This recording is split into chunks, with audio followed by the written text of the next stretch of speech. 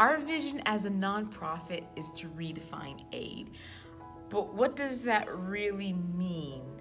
What does it mean to redefine aid? So around the globe, organizations and individuals do what they can in order to help people that are hurting. We're living in a world where natural disasters strike, where there are so many different things that happen and we respond to it. I'm pretty sure that you watching this video, you've probably donated your time or money or resources to a nonprofit to help make the world a better place. It's part of our DNA as Americans. 90% of Americans are engaged to some capacity with charities.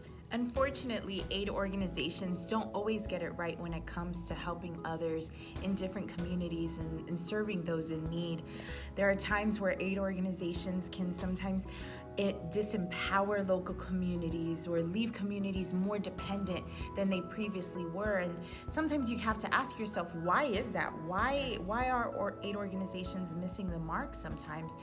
The answer really is that there are times when organizations leave local communities outside of the equation when it comes to solving problems.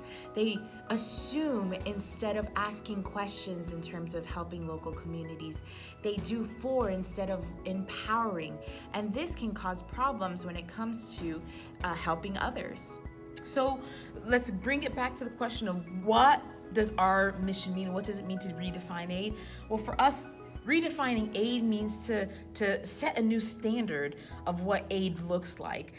Although it's common for Americans to give and organizations in America to give, it's really readjusting and setting new parameters for what giving looks like and a new standard for giving. So as Priscilla mentioned, it's really putting the hurting communities at the center of all attention. It's saying, hey, we see a community that's hurting, instead of having this impulse of giving old clothes or shoes or throwing money at a certain problem, let me ask before I aid. Let me put them at the center. Give with our hearts, but also with our mind. Redefining aid is setting a new standard for giving. So if you're watching this video, chances are that you want to be a part of that. You want to really help communities and not hurt them in the process of helping them. So you can be a part of Redefining Aid, and the ways you can do that is ask hard questions to organizations that you support. Ensure that they're really making an impact and hold them accountable to actually helping communities rather than hurting them. Another way you can also redefine aid is to talk about it, engage with others in conversations. Sometimes we can see our friends or our families trying to help others in ways that we're aware that really might be causing dependence.